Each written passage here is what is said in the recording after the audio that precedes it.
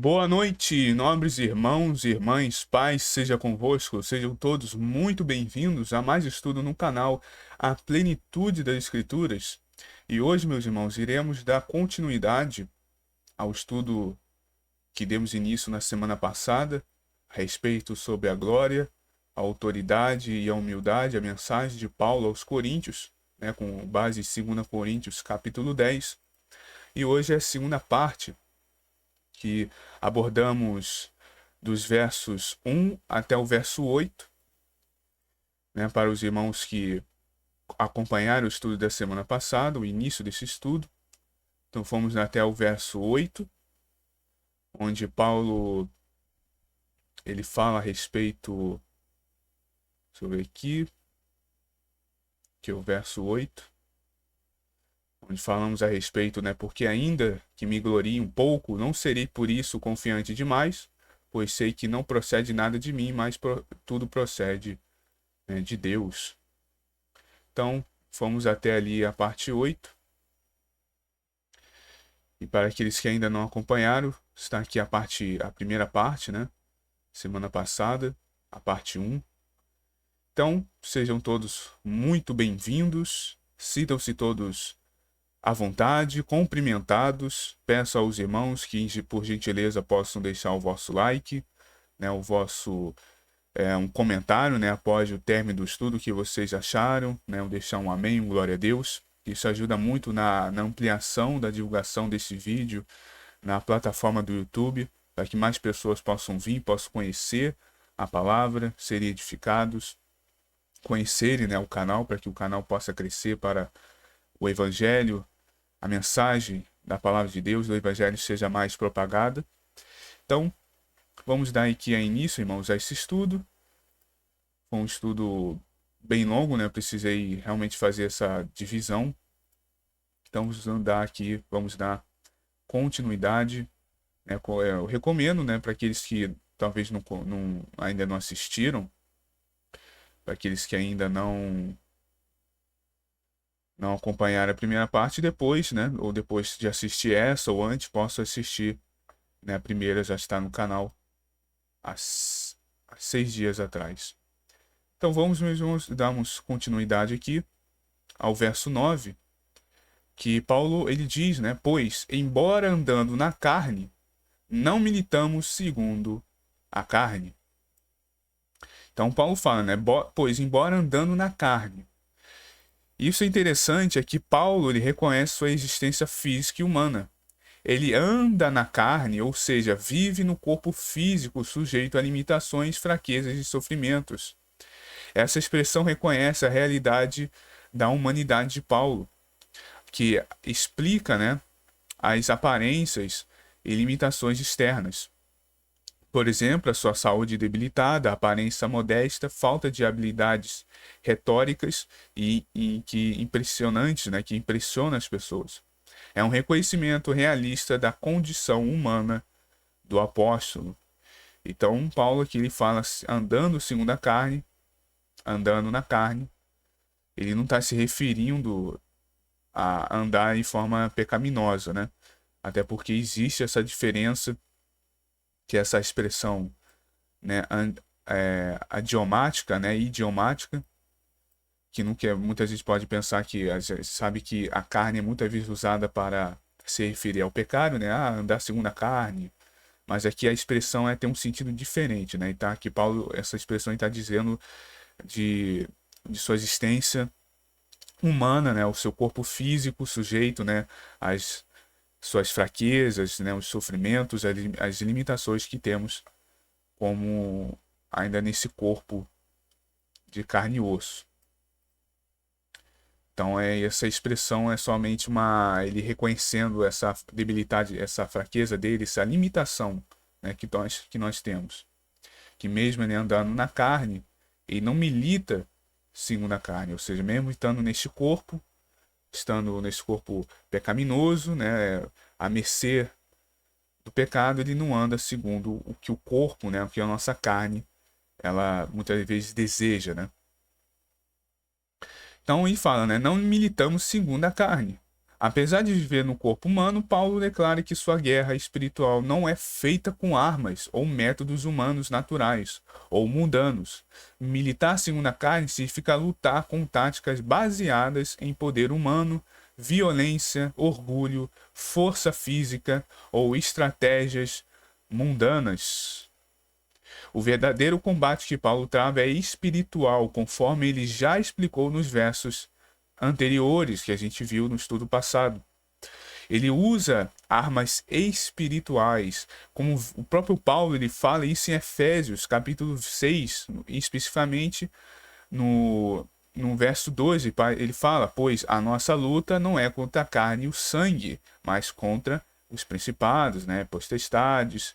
Então ele fala que a nossa batalha, a nossa luta é espiritual, né, contra as pessoas, né, para você combater as pessoas, combater o seu próximo, mas sabemos que é contra esses espíritos imundos, né, contra essas forças espirituais que estão ao nosso derredor querendo nos destruir, né, nos tirar do caminho, e muitas vezes essas forças do mal usam as pessoas para nos atingir. E a gente tem que ter esse olhar espiritual de saber, olha, que aquela pessoa está sendo usada pelo mal. Então a gente deve o que? Orar. Aí que entra as armas espirituais que Paulo cita, que Paulo fala. A gente ora para que aquele mal que está usando aquela pessoa para nos atingir seja repreendido, né? Venha cair por terra. Até pelo bem daquela própria pessoa, né? Para que ela pare de ser usada pelo mal.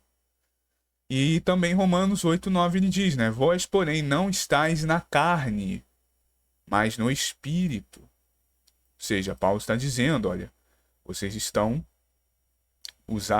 sendo usados pelo Espírito Santo, vocês não estão na carne, ou seja, usando, né, da carnalidade para batalhar, para esse tipo de coisa. Vocês estão no Espírito Santo.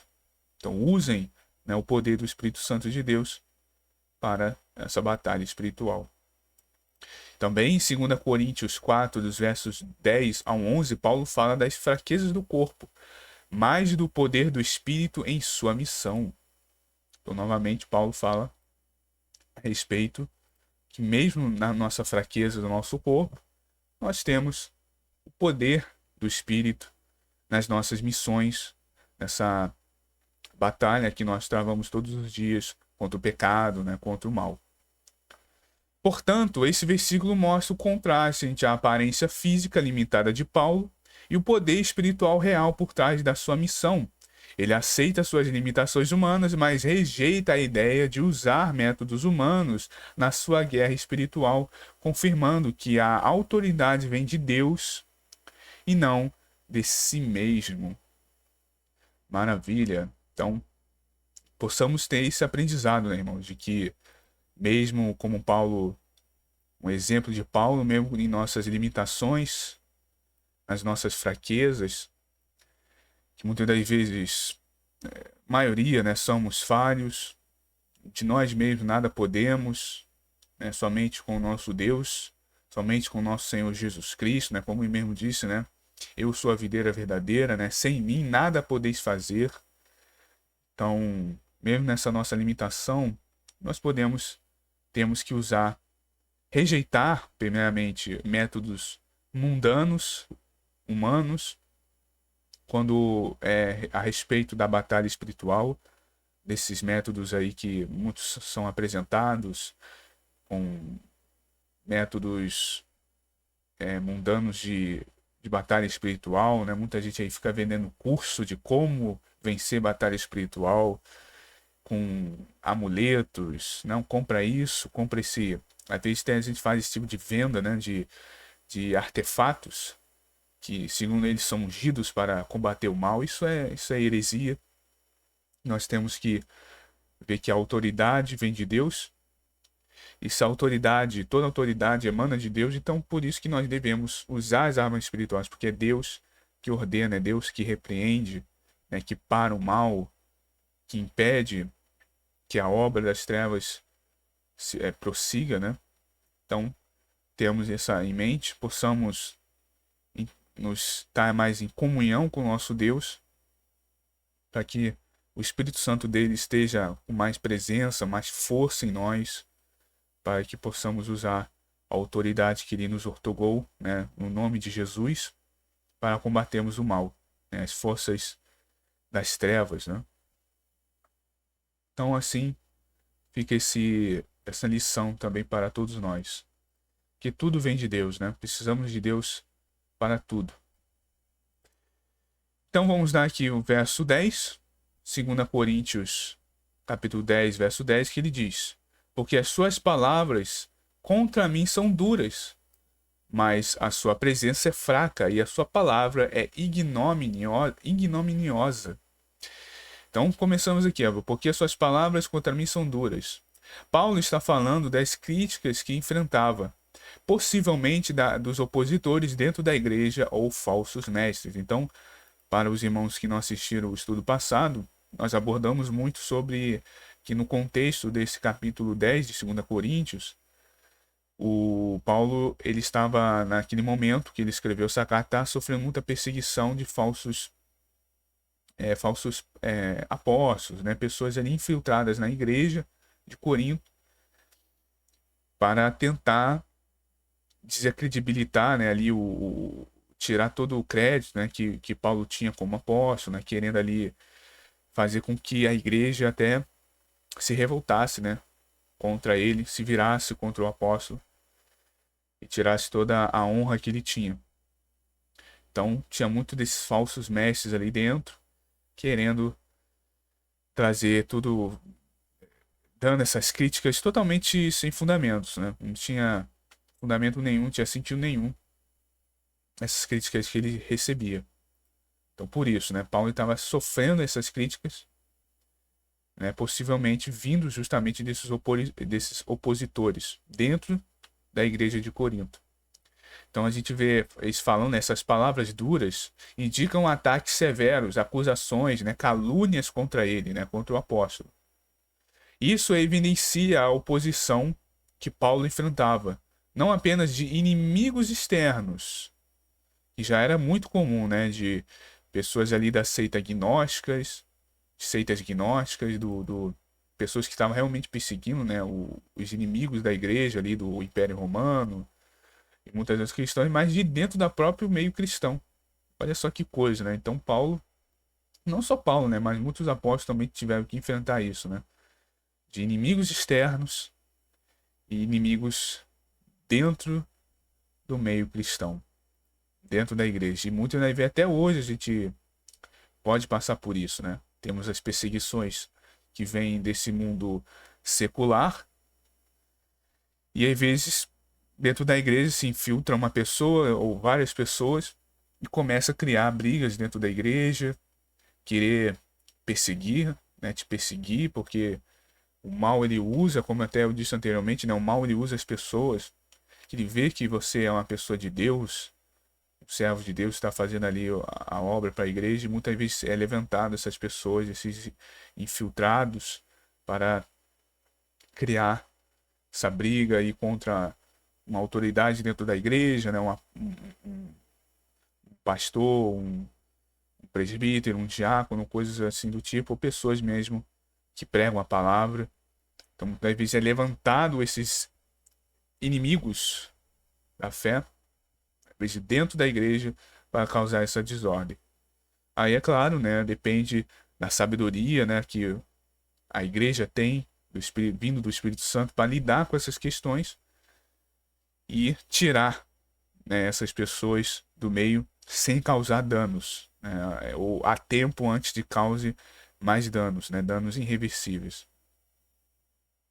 Então ele fala também, mas a sua presença é fraca.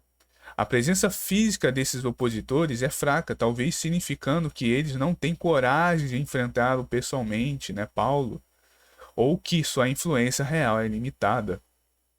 Também pode indicar que, apesar da boca cheia de palavras, na prática eles não demonstram firmeza nem poder.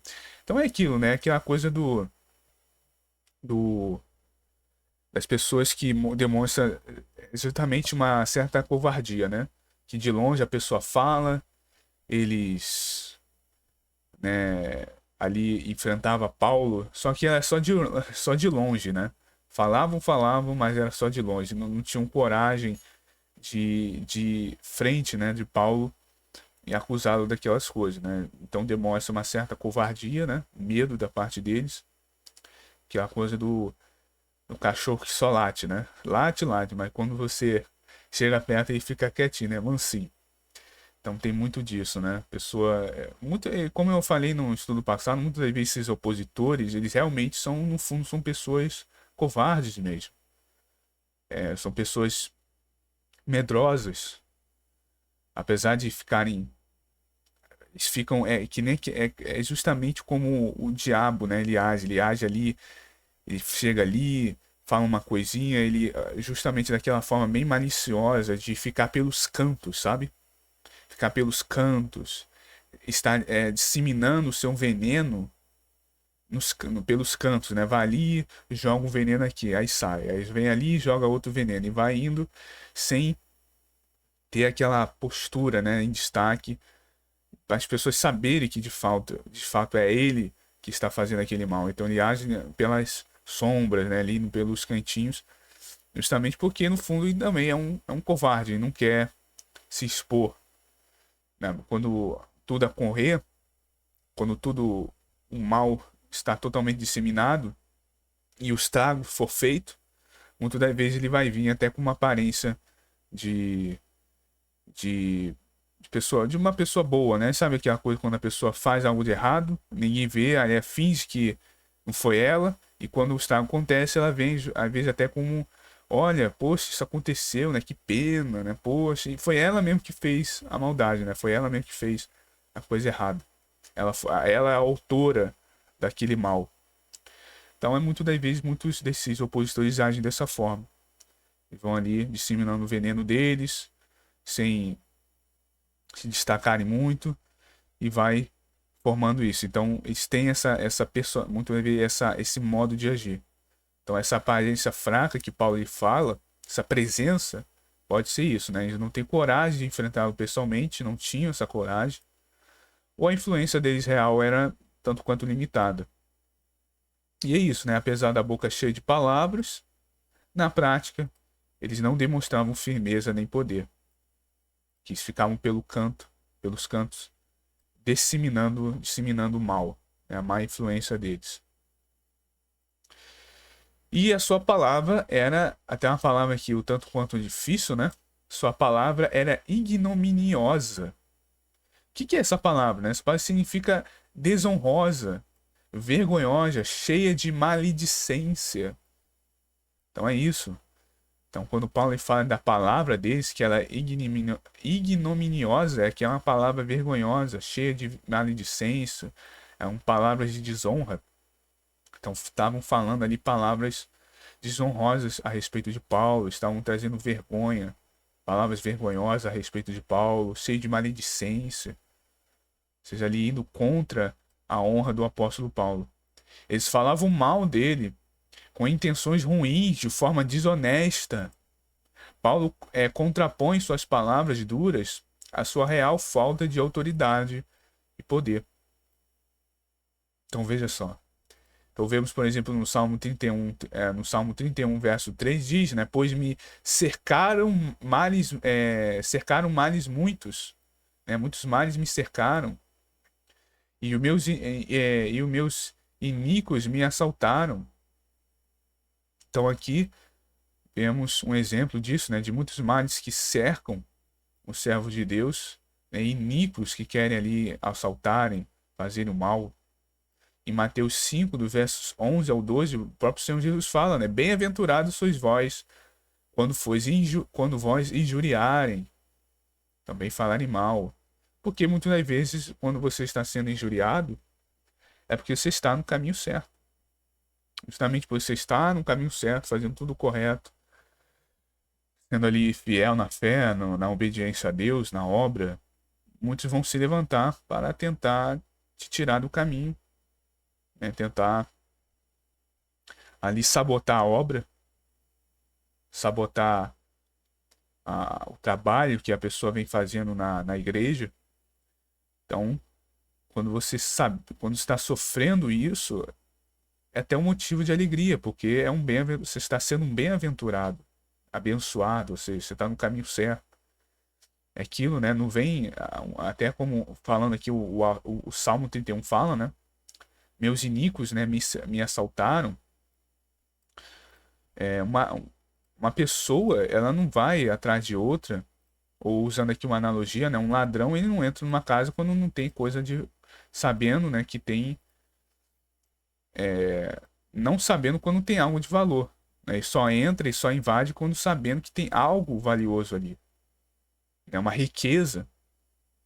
Então, se uma pessoa está ali tentando te fazer o mal, é porque algo de valioso você tem. E esse algo não é material, é espiritual. Esse valioso, esse, digamos assim, esse ouro, esse diamante que vocês têm é justamente a tua fé, a tua comunhão com Deus, a obra que você está exercendo. Porque isso, aos olhos de Deus, é ouro, são pedras preciosas. A sabedoria que você tem. Então, as pessoas vão atacar aquelas que têm algo de valor. Vão tentar ali, no sentido aqui espiritual, tentar te fazer mal, te assaltar, porque sabe que em você há algo ou coisas preciosas em ti. Ninguém vai atrás de pessoas que não têm nada de valor, que não tem nada de ali de precioso. E isso, novamente, eu estou falando de coisas no sentido espiritual. Porque a pessoa vai atrás, por quê? Porque você é uma pessoa de Deus verdadeiramente. Então o mal se levanta para tentar te tirar do caminho, para tentar tirar você do sério, para pecar, para dar um mau testemunho. Então quando você vê que está sofrendo esse tipo de coisa, injúrias, perseguições, é porque você é valioso. Você está sendo valioso para Deus. Então você tem ouro, diamante, e isso é a sua fé, os dons que você tem, os talentos espirituais, a obra ou obras que você está exercendo na igreja, a sabedoria que Deus te deu e muitas outras coisas. Então, é uma bem-aventurado. Então, Paulo estava sofrendo justamente por isso, porque ele era um grande apóstolo do Senhor Jesus Cristo. É um grande servo de Deus. Vemos também em 2 Timóteo 3,12: todos os que querem viver piamente em Cristo Jesus padecerão perseguições. Então é isso, é que aqueles que viverem, querem viver piamente, fiéis a Cristo, vão sofrer perseguições, de uma forma ou de outra. Mas tenhamos bom ânimo, pois isso é um sentido, nós estamos fazendo o que é certo e venceremos, né? Persistimos até o fim, que venceremos o mundo, né? Como o próprio Senhor Jesus disse, como está aí também em 1 João 5. Então esse versículo revela a realidade da oposição enfrentada no ministério e a diferença entre palavras e ação, mostrando que Paulo sabia distinguir entre o poder verdadeiro que vem de Deus e as críticas vazias dos adversários. Então mostrando claramente essa diferença, né, entre poder, entre poder verdadeiro, poder que vem, né, do nosso Deus, entre as críticas vazias de adversários, que muitas das vezes, é claro que a gente pode estar assim aberto, sempre estar aberto a críticas, né, mas críticas construtivas. E a gente tem que ter esse discernimento espiritual de ver quando uma pessoa ela nos traz uma crítica construtiva. Porque quando é uma crítica construtiva, isso é muito bem vindo. Eu mesmo já recebi críticas construtivas que foram muito boas, aceitei e melhorei. Então isso é muito importante. É muito importante para todos nós. Mas agora, quando é críticas vazias, sem sentido, às vezes a pessoa vem com um ar de bondade, vendo uma crítica, mas muitas vezes está com a má intenção. Então a gente tem que ter esse discernimento, ó. Essa pessoa está querendo me sabotar. Porque muitas vezes essas críticas vazias, aí vindo de adversários com um ar de bondade, como diz, né, lobo em pele de cordeiro, às vezes é para nos sabotar. Então a gente tem que ter esse discernimento. Então, e também a diferença só de palavras e ações, né? Às vezes a pessoa só fica na palavra, mas não tem ação nenhuma. E a verdadeira autoridade, né, que Deus nos dá também é constituída de a maioria das vezes de ações. Então vamos aqui ao verso agora, o verso 11 de 2 Coríntios, ó, pelo que sabais disso, isto, ninguém conta conosco para se comparar com aquilo que somos e contemplar o que está diante de nossos olhos. Então, pelo que saibais isto, Paulo está esclarecendo um fato importante para os coríntios, uma espécie de alerta para que entendam a realidade. Saibais é uma ordem para que não ignorar a verdade sobre a situação e o ministério de Paulo. E também, né, ninguém conta conosco para se comparar com aquilo que somos. Paulo enfatiza que ninguém pode verdadeiramente medir, comparar ou julgar o seu ministério segundo os critérios humanos superficiais. A ideia é que os opositores não consideram a profundidade, a autoridade, a realidade espiritual que Paulo representa. A comparação que faz é injusta e falha, porque estão avaliando com olhos humanos e sem considerar o poder de Deus. E também contemplar o que está diante de nossos olhos. Paulo está dizendo que os inimigos ignoram ou rejeitam a realidade presente, a verdadeira evidência do seu ministério e autoridade espiritual.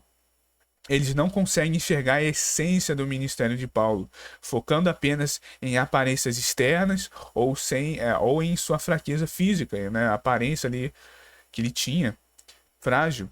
Essa frase pode indicar que há uma verdade clara e visível no ministério de Paulo que deveria ser reconhecida. Então, eles estavam fazendo aquilo que a gente até abordou um pouco no estudo passado também, sobre você julgar segundo a aparência, né? Eles não tinham noção da profundidade do trabalho que Paulo fazia, da complexidade. O trabalho que Paulo ele exercia é algo muito profundo espiritualmente falando. O ministério que ele fazia, que ele exercia. Então ele só julgava ali segundo a aparência, eles não consideravam tudo o que ele já tinha feito, não consideravam ali o posto que ele estava, né, de autoridade como um apóstolo de Cristo. Então ele falava, ó, quero que vocês saibam que ninguém que está aí com vocês, né, os irmãos da igreja, ficam se comparando, se comparam com aquilo que somos. Então é isso, Paulo estava esclarecendo esse fato, é que os irmãos ali de Corinto, que é um alerta para que para que eles entendam a realidade das coisas, do ministério que Paulo exercia.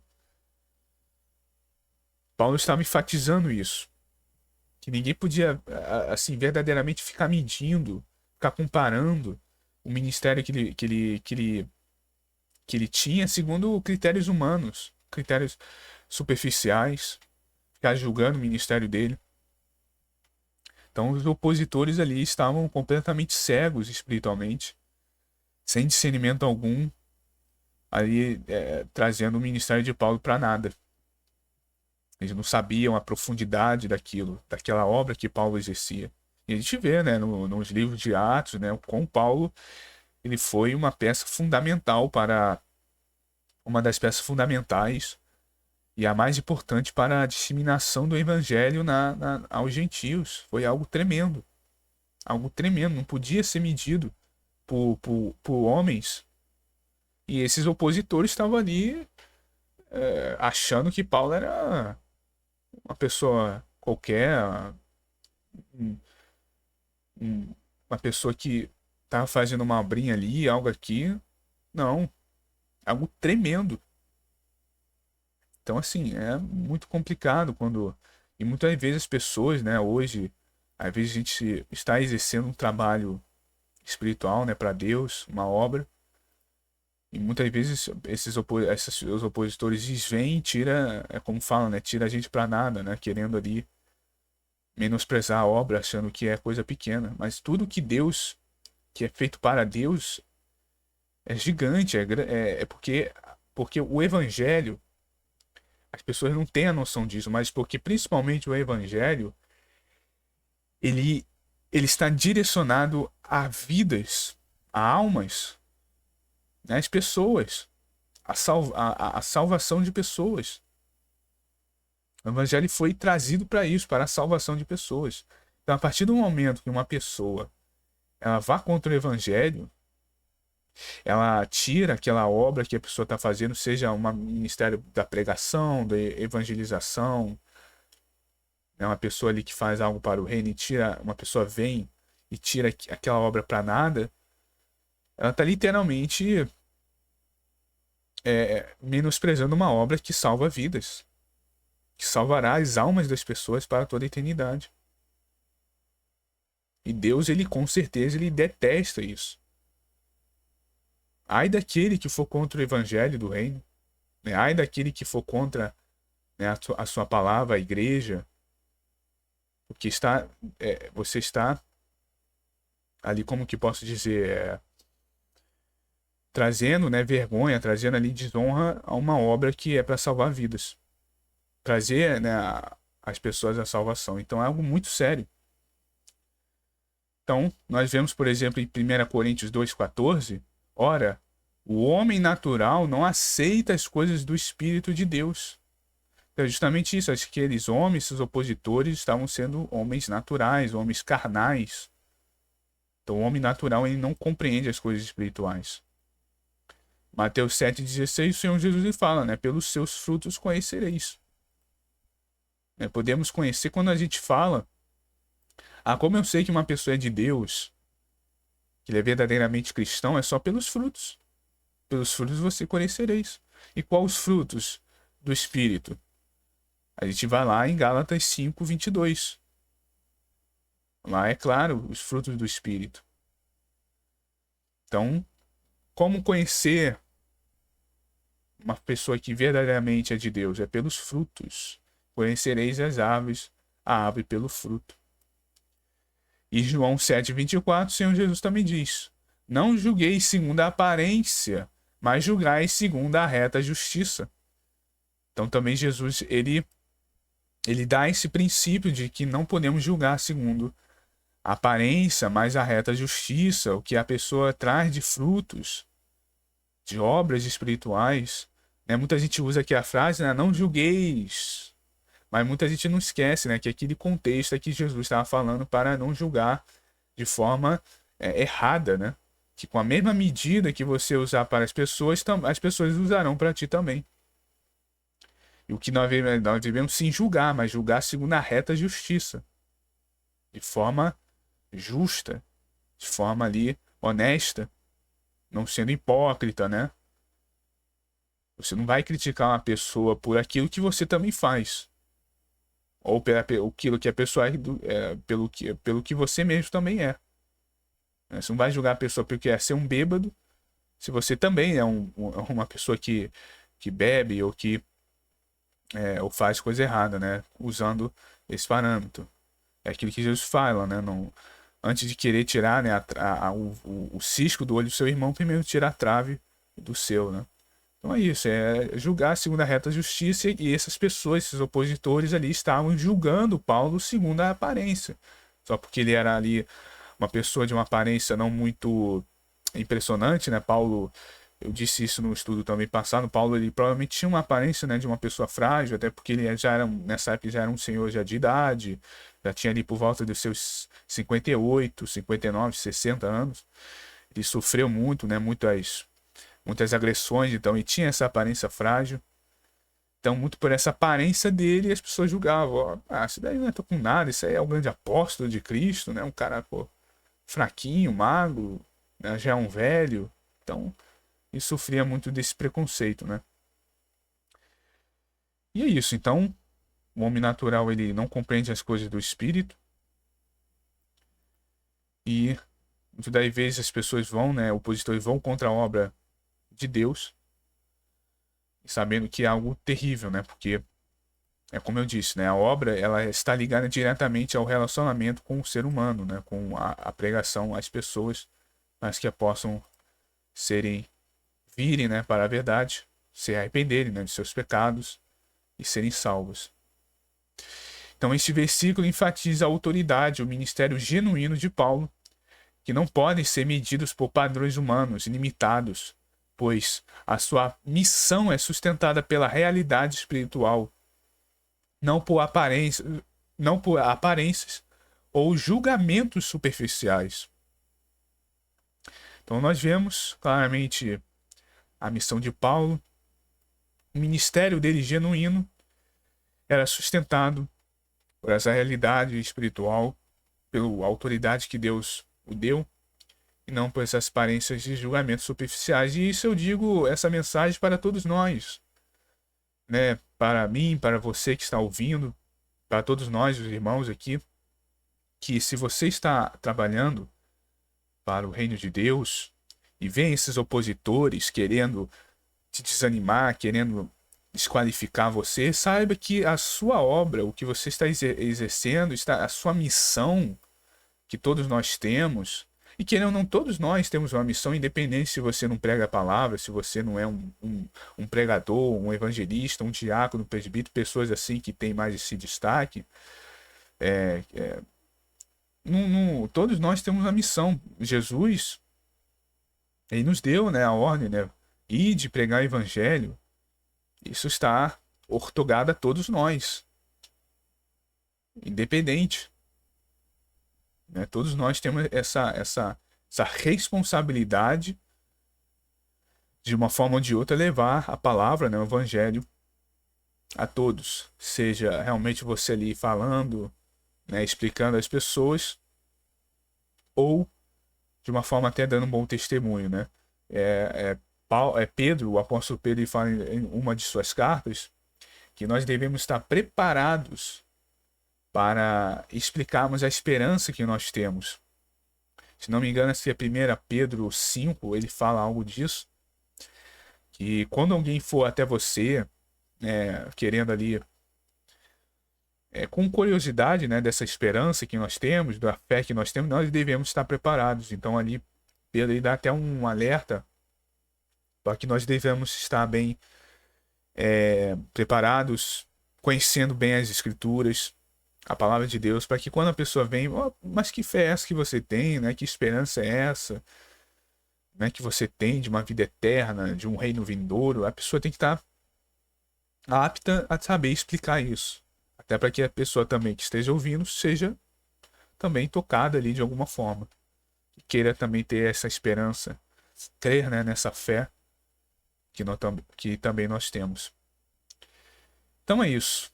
Saiba que o que você vem fazendo, que todos nós fazemos, está sustentada nessa realidade espiritual. É Deus que sustenta. É Deus que te deu essa missão, essa unção. E não se, digamos assim, não é falar se acovarde, né? Mas não fique desanimado com esses julgamentos, né, superficiais, ou esses julgamentos segundo a aparência, né, da pessoa. Você é muito jovem, você é isso, querendo ali menosprezar você. Mas assim, nós devemos nos impor, né, com autoridade. Sabemos que a autoridade que Deus nos deu em Cristo Jesus, e não nos acanharmos, né, mas nos impormos, e sabemos que o que nós fazemos é sustentada pela mão de Deus. Amém?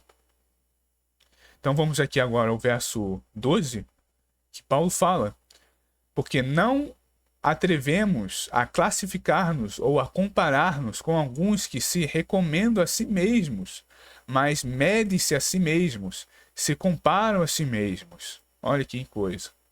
Então nós vemos aqui já claramente o que Paulo já estava ali denunciando, né? Então vemos que Paulo mostra humildade e consciência da própria posição. Ele não se gaba nem se compara de forma vaidosa. Ele critica aqueles que se recomendam a si mesmos, isto é, pessoas que se autopromovem e buscam reconhecimento próprio sem base verdadeira. O ministério deles é marcado por orgulho e autovalorização. Então esses opositores, como sempre, né, têm essa característica de orgulho, de se autopromover. Se... E isso é muito ruim, né? Quando a gente vê esse tipo de coisa, dá até uma certa vergonha alheia, né? Quando a pessoa chega se autopromovendo, né? Não, eu sou isso, eu sou aquilo, eu sou muito bom, eu sou... Se já, meu Deus, já... A pessoa dá até uma certa... Eu pelo menos sinto isso, né? Eu vejo as pessoas fazendo isso, ela senta uma vergonha alheia. Porque é muita prepotência, né? Às vezes até muita, talvez insegurança, né? Pessoas já querem se autopromover. Porque quando você realmente faz um trabalho genuíno, e isso vale para todas as áreas de nossa vida, até para as coisas seculares, né? No meio do seu trabalho, é, em seu lar, quando você faz realmente algo genuíno, verdadeiro, automaticamente, naturalmente, você será reconhecido. Você será reconhecido no seu meio, seja na família, no trabalho. As pessoas vão te reconhecer, você será valorizado. As pessoas vão falar: olha, que a pessoa ali, fulana ali, ela é muito boa nisso. Nossa, ela é muito boa naquilo. E você vai ser valorizado. Isso vale também para a igreja. Você tem que fazer algo de coração, genuíno, sem querer ali se amostrar. Automaticamente as pessoas vão reconhecer. Nossa, aquele irmão ali, né, tem e prega muito bem, ele tem um conhecimento muito bom da palavra, ele prega muito bem. É um irmão que às vezes, muitas vezes é reconhecido, né? Às vezes quando a pessoa, Deus chama ela para ser ali um diácono na igreja, né? Um presbítero, automaticamente as pessoas vão reconhecer, os irmãos da igreja vão reconhecer que ela tem esse dom e vão ali aceitar, pô, boa escolha, ele realmente tem dom para ser um pastor, para ser, né, um evangelista ali, tem ali para pastorear a igreja, ou seja, ser um diácono, um presbítero, né? Então, automaticamente as pessoas vão reconhecer isso. Primeiramente, obviamente, esse reconhecimento vem da parte de Deus, né? Deus vai te dar essa autoridade, vai te dar este dom para exercer tal função. Mas as pessoas também vão reconhecer. Então, não há necessidade, né, de pessoa se auto-valorizar nesse sentido de se autopromover, né? Então, nós devemos fazer como Paulo fazia aqui, ser humilde, consciente da posição que nós temos, também não devemos ali se colocar também como algo maior que nós realmente somos, e exercemos o trabalho que fazemos para a igreja de forma genuína, de forma verdadeira, sem estar ali buscando de querer ser vaidoso no meio da igreja, né? Então é isso. Então eles tinham esses opositores tinham esse característica, né? O ministério deles era marcado por orgulho e autovalorização. Então ele fala, né? Mas medem-se a si mesmos e se comparam a si mesmos. Essas pessoas só se avaliam e se comparavam entre si, em círculos fechados, ignorando critérios objetivos ou aprovação de Deus. Então é tipo ali como nós falamos hoje, né, uma panelinha, né? Eles ficavam ali na panelinha deles, esses opositores, e ficavam ali se comparando a si mesmos. E isso resulta, né, perdão, em um julgamento distorcido e arrogante, pois não há uma base real para comparação, apenas a própria opinião inflada. Paulo critica essa falta de humildade e discernimento, mostrando que eles viviam de autossuficiência. E isso é muito perigoso. Eu tenho até um estudo aqui já no canal onde eu trouxe um tema falando sobre isso, sobre a autossuficiência, como ela é um perigo. Foi sobre quando eu trouxe a respeito da pregação sobre o censo de Davi, né? Então vemos aqui 2 Timóteo 3,2: serão amantes de si mesmos, soberbos. Quando Paulo ali ele fala a respeito dos últimos dias, né, que muitos serão amantes de si mesmos, soberbos, né? Nós vemos em Romanos 12:3 falando, né, não tenha cada um de nós um conceito de si mesma além do que convém. Então Paulo também fala que a pessoa não tenha um conceito além do que realmente a pessoa é, além daquilo que realmente é. A pessoa às vezes se acha demais, né? Acha que é digna de maior honra, sendo que às vezes não é. Ela já recebe uma honra que convém, que Deus deu a ela. Aí a pessoa quer mais honra, quer mais destaque, quer mais reconhecimento, sendo que ainda não, ela não tem ainda esse, Deus ainda não deu essa honra a ela, né? Às vezes a pessoa quer se destacar mais que um presbítero, que um diácono dentro da igreja. Isso é errado. Né? E também Filipenses 2:3, ó, nada façais por partidarismo ou vanglória, mas por humildade. Olha aí. Que Paulo é cirúrgico, né? Fazendo partidarismo dentro da igreja, vanglória, mas por humildade. Então vemos que nesse versículo 12, né, de 2 Coríntios, mostra claramente que o contraste entre a humildade de Paulo e o orgulho de seus opositores que viviam numa bolha de autocomparação e autopromoção sem reconhecer a autoridade genuína que vem de Deus. Não é isso? Possamos também esse exemplo de não nos autopromovermos, de não nos valorizarmos de forma orgulhosa, de forma prepotente, mas fazemos tudo de forma genuína, com humildade, sem partidarismo, né, sem vanglória, não nos acharmos acima ou mais do que nós realmente somos, não sermos amantes de si mesmos, né, soberbos, possamos ser verdadeiramente humildes, fazemos as coisas para o reino de forma genuína, de forma focando. E isso é importante que até se compara, eu diria, eu me arrisco a dizer que isso até é uma certa idolatria. Porque quando a pessoa faz esse tipo de coisa, geralmente ela não está focando em Deus. Porque quando nós focamos em Deus, quando fazemos as coisas para Deus, assim, um pensamento mesmo de para Deus, a gente sempre é humilde. Porque aquilo que nós fazemos para Deus é que Deus nos outorgou já é o suficiente. Mas a pessoa não, ela quer, quando ela faz as coisas querendo, focando em si mesma para se auto-engrandecer, nunca é o suficiente. Ela sempre quer fazer mais e mais para se engrandecer mais e mais. Entende? É mais ou menos isso, e acaba se considerando até uma idolatria. Que no fundo ela não está fazendo para Deus aquilo. Ela está querendo fazer para se autopromover, se auto-engrandecer, ter fama, ter reconhecimento.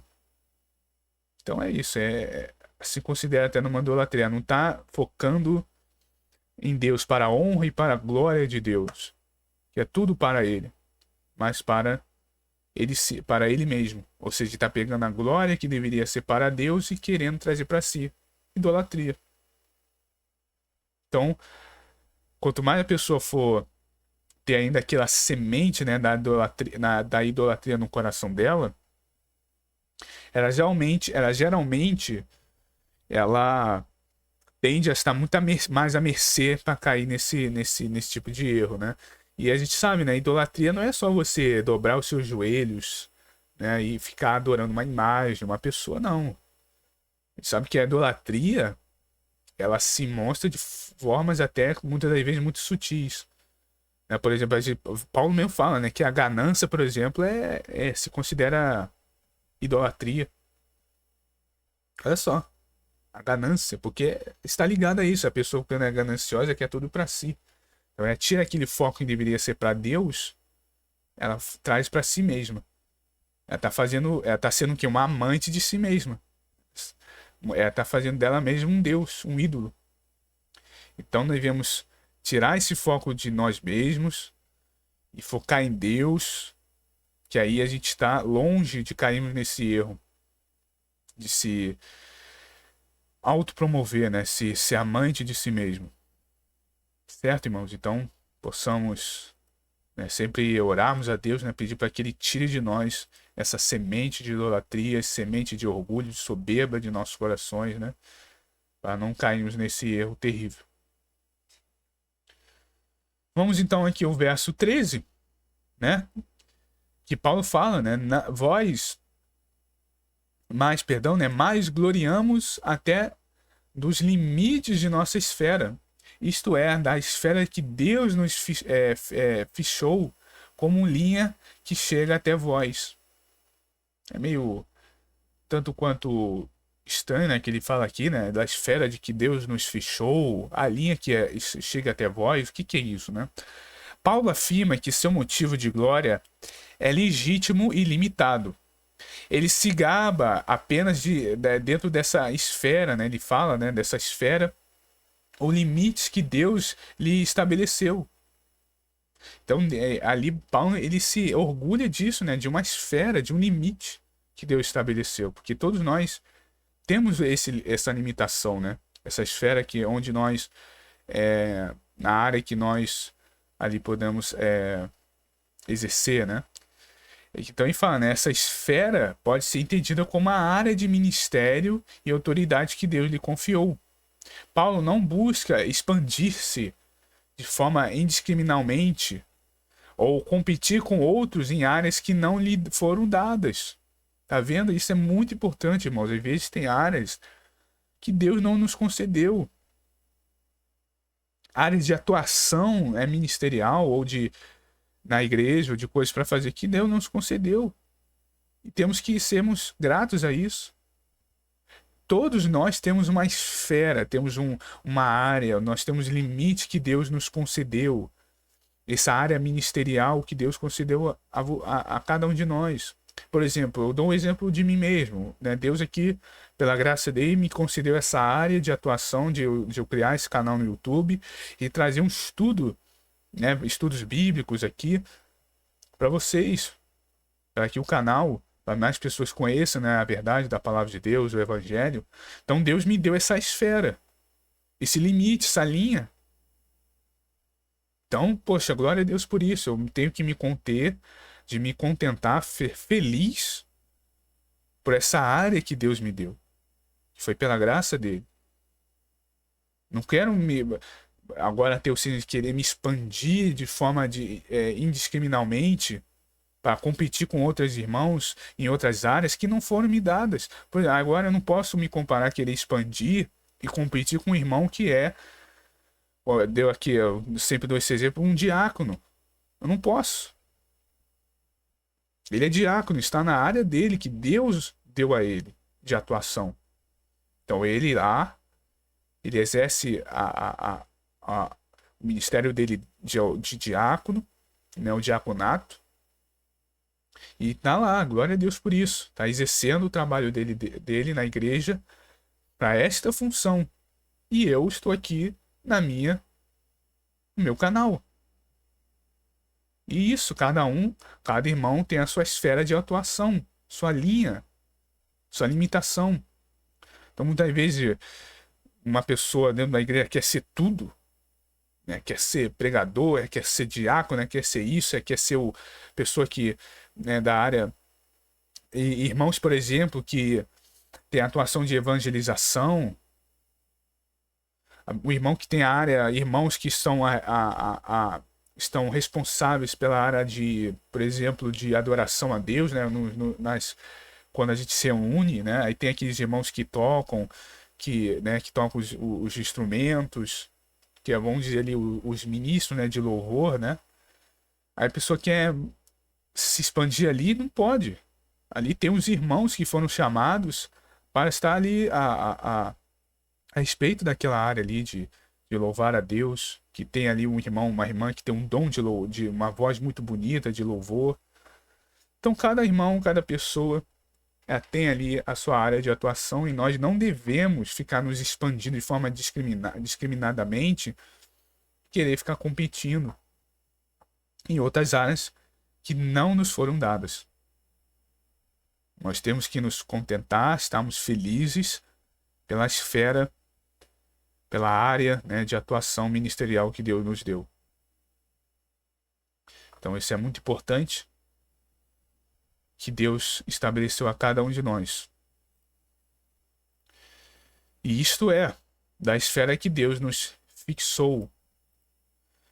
Então aqui a autoridade que Paulo é concedida, a autoridade de Paulo é concedida por Deus. Ele respeita os limites estabelecidos pelo Senhor.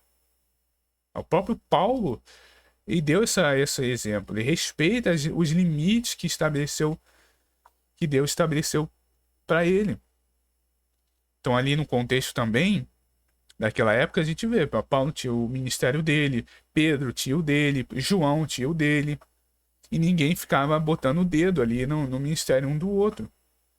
É claro que pode haver, aqui até abrindo aqui um parênteses, pode haver ali como posso dizer, um ajudar o outro, né? Um ajudar o ministério do outro, isso pode. Você pode ajudar o ministério do irmão, assim, né? Dar um apoio. Isso pode. Compartilhar ali, né? Mas agora, querer tomar aquilo para si, não. Aí não pode. Isso não. Então, a pessoa deve também pregar em busca de novos discípulos, né? De novas pessoas ali para trazer para a verdade, não ficar ali disputando o ministério do irmão que tem ali, por exemplo. Numa igreja tem um irmão que ele já discipulou irmãos ali. O que você deve fazer? Você deve buscar, se você tem o dom de evangelizar, de pregar, você deve buscar discipular, né, evangelizar pessoas em outros ambientes, em outros lugares. Não vai já querer discipular pessoas que já foram discipuladas, já foram evangelizadas. É você querer ser ali quase que um carniceiro, né, um urubu. Se aquele ambiente, aquele lugar já foi evangelizado, já foi discipulado, agora você, que se você tiver esse dom, vá para outros lugares. Para trazer mais pessoas para a verdade, para a igreja. Então também vale dizer isso também. Então, Paulo ele diz claramente isso, né, que ele respeitava os limites estabelecidos pelo Senhor, e isso reforça a ideia de submissão à vontade de Deus e de um ministério ordenado e direcionado pelo Espírito Santo. Como linha que chega até vós, né, a linha que Paulo aqui ele fala é uma metáfora, né, para essa fronteira, né, esse limite da área de atuação ministerial. Essa linha chega até os coríntios, indicando que Paulo considera que o seu ministério alcança e inclui aquela igreja. Então ali, Paulo no contexto estava dizendo que aquela linha que ele faz essa metáfora era os coríntios, se referindo aos coríntios, aos irmãos ali de Corinto. Portanto, a igreja de Corinto está dentro da esfera legítima do ministério de Paulo, porque foi ele que foi ali, discipulou, né, pregou para aquela região, as pessoas daquela região, e formou uma igreja ali. Então ele é o presbítero legítimo daquela igreja. Né? O Corinto, a igreja de Corinto está dentro dessa esfera legítima de Paulo, do ministério de Paulo. Então a gente tinha autoridade, tinha autoridade naquela igreja. É algo legítimo. Ninguém podia contestar isso. Vemos, por exemplo, em Atos 13, no versículo 47, fala: porque o Senhor me enviou para anunciar o evangelho aos gentios. Paulo fala: eu recebi essa autoridade para trazer o evangelho aos gentios, as pessoas, os gregos, romanos, as pessoas da Ásia. É isso. Em Romanos 15, 24, Paulo fala de sua missão dentro dos limites que Deus lhe deu. Também em Efésios 4, dos versos 11 ao 12, Paulo diz que Deus distribuiu dons e ministérios para a edificação do corpo. Então vemos ali em Efésios 4, é importante de dar uma olhada nesse verso, que o Deus, né, através do Senhor Jesus Cristo, ele concedeu esses dons a todos. Ó, aqui, ó. E ele mesmo, ó, deu um para apóstolos, outros para profetas, outros para evangelistas, pastores, doutores, né, da lei, né, de conhecimento das escrituras, querendo o que, ó, o aperfeiçoamento dos santos para a obra do ministério, para a edificação do corpo de Cristo, até que todos cheguemos a uma unidade da fé, ao conhecimento do Filho de Deus, ao homem perfeito, à medida da estatura completa de Cristo. Que, ó, para que não sejamos mais, ó, meninos inconstantes, levados em roda por todo vento de doutrina, pelo engano de homens que com astúcia enganam fraudulosamente. Então Paulo ele fala, olha, Deus, através do Senhor Jesus Cristo, Jesus, né?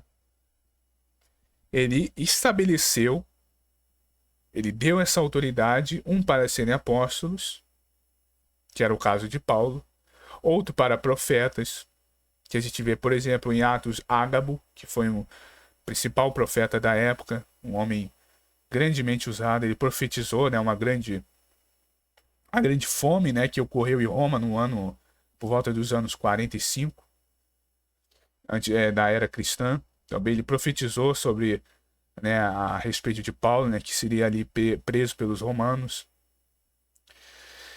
Então, profetas, outros para evangelistas, né, como era o caso de Filipe, né, Filipe era um evangelista. Também acho que ali outros para pastores. Então, todos têm uma função. Outros doutores. Para o quê? Para o aperfeiçoamento dos santos. Então, todos ali estão limitados, né, ali na esfera de atuação que Deus ortogou para cada um. Se você é apóstolo, você está na esfera da atuação ministerial de apostolado, de um apóstolo. Se você é um profeta, você está nessa esfera de profeta. E você, sendo profeta, não queira dar um de apóstolo. E o apóstolo, se caso você não tiver o dom de profeta, não queira dar um de profeta. Você, a pessoa que é evangelista, não queira dar um de profeta, caso não tenha esse dom. Não se arrisque nessa esfera, porque Deus não deu isso a ti. E a mesma coisa, o apóstolo não queira dar um ali o evangelista cada um de apóstolo. E assim por diante. Assim a gente vai ali. E assim vai, né? Sucessivamente, né? O que é pastor, não quer, se não tiver. Não quer dar um de profeta, se não tiver esse dom. E o profeta também é a mesma coisa, e assim por diante. Então cada um está ali na sua esfera de atuação. E deve ser respeitado isso, para que não haja uma desordem, né? uma confusão. Porque isso é para o aperfeiçoamento da igreja, dos santos, daqueles que estão ali sendo pastoreados, né? Para a obra do ministério, para a edificação do corpo de Cristo. Senão vai ser uma bagunça. Como a gente vê, por exemplo, muitas vezes hoje no sistema religioso. Às vezes a pessoa não é apóstolo, mas quer dar um de apóstolo, quer dar um de profeta, quer ser evangelista, quer ser pastor, quer ser doutor, quer ser ministro de louvor, quer ser tudo. Quer ser tudo. Aí não dá.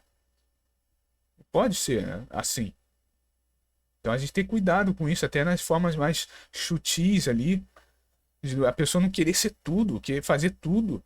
Porque às vezes a pessoa vai até se auto sobrecarregar a si mesma. Aí é aquilo, né? É engraçado que quer fazer tudo e no fim não faz nada. Acaba fazendo nada. Ela coloca ali a carroça na frente dos bois, né? Aí tudo vai por água abaixo. Às vezes até a gente tem que ter cuidado com isso, muito alerta nisso, né? A pessoa quer fazer tudo, acaba não fazendo nada e acaba sendo ineficiente, acaba ali neutralizando, né? Não acaba sendo um inútil, né? No corpo de Cristo. Então vai fazendo aos poucos, vai sendo ali, Deus te deu isso aqui, faz isso, vai fazendo, se dedique àquilo. E você vai fazendo, futuramente, se Deus quiser te dar mais um dom, aí Deus vai te dar um dom e você vai exercer aquilo. E é isso.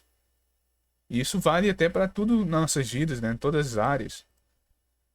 No trabalho, às vezes a pessoa também quer fazer tudo, né? Opa. Então é isso. Devemos ter o cuidado para não extrapolarmos, né, nesse sentido. Então é isso, né? Deus, nós vemos nesse versículo que Paulo, né, deixa claro que Paulo reconhece a respeito e reconhece, né, e respeita a autoridade dada por Deus para o seu ministério, né, e o seu motivo, né, de glória é justo, né? Ele se gaba não num sentido soberbo, mas se gaba de ter um limite. Olha só que interessante, Paulo, ele se orgulha de ter uma limitação, de ter uma esfera de atuação. Ele reconhece que Deus deu a ele uma limitação e ele respeita, ele honra isso. Olha só que interessante, um grande exemplo, né, desse apóstolo de humildade, né? Pois está alinhada à missão de Deus que lhe confiou, especialmente em relação à igreja de Corinto. Então, maravilha, né? Então, desejamos usar esse exemplo de Paulo. Se temos um limite, temos uma esfera de atuação, nos gloriemos nisso, né? Ficamos felizes por isso, porque está ali alinhada à vontade de Deus, a missão que Deus nos deu, a missão específica que Deus nos deu. E isso devemos agradecer, porque imagina, né, se nós tivermos 1001 coisas para fazer, a gente ia ser extremamente sobrecarregado. Isso demonstra até o amor, o carinho que Deus tem de dar uma coisinha específica para cada um de nós, algo que devemos ali focar. Deus é um Deus justo, nosso Deus é um Deus justo. Isso demonstra até o caráter bondoso de Deus. Ele nos deu algo ali, claro, é uma missão específica. Não nos deu 1001 coisas para fazermos. E isso, né, demonstra claramente a caráter de Deus, né? Que Deus, as coisas de Deus são simples, são leves, são boas, não são nada pesado, né? Jesus falou, né? Quando Jesus também lhe chama, né, para que as pessoas venham até ele, ó, meu fardo é leve, né? Não tem nada de pesado, não tem nada de sobrecarregado nas coisas de Deus. Meu jugo é leve, meu fardo é suave, né? Então é isso. Só um momento, irmãos. Então é isso, meus irmãos. Vim aqui até o verso 18, nós estamos com 1h07 de pregação. Fomos até o verso 13. E no estudo que vem, né, então vamos ficar aí para uma parte 3. No estudo que vem, vamos começar a partir do 14 e vamos até o 18, né? Nos próximos 4 capítulos, tá, meus irmãos? Então foi até aqui o estudo de hoje, meus irmãos. Espero que tenha sido edificante para todos vocês, que tenha sido ali um momento de nós refletirmos sobre a questão do ministério e que todos possam ter compreendido. Hoje foi um pouco mais curto, até para nós darmos essa sériezinha aí e terminarmos no parte 3. E novamente, né, se você não viu a primeira parte, recomendo, vem aqui, né, no canal, entre no canal e ver a primeira parte, né, que você com certeza vai aprender muito. Ok, meus irmãos? Então é isso. É a glória, a respeito da glória, da autoridade, da humildade, que esse estudo nós estamos abordando, com base em 2 Coríntios capítulo 10. Então peço aos irmãos, deixe o vosso like, deixe o vosso comentário, veja o que essa palavra tocou em seu coração, como se sentiu a respeito dessa palavra, e que possa, em nome de Jesus, compartilhar em suas redes sociais, né, WhatsApp, Telegram, Instagram, ou seja, onde os irmãos puderem e quiserem também, né? Então é isso. Então demos continuidade, irmãos, na semana que vem. Iremos começar a abordar no verso 14 e até finalizaremos no verso 18 e assim daremos fim a esse estudo. Eu creio que está sendo muito edificante para todos nós. Ok, meus irmãos? Então é isso. Fiquem todos com Deus, com a paz de nosso Senhor Jesus Cristo. Até a próxima, se assim Deus nos permitir. Um grande abraço a todos.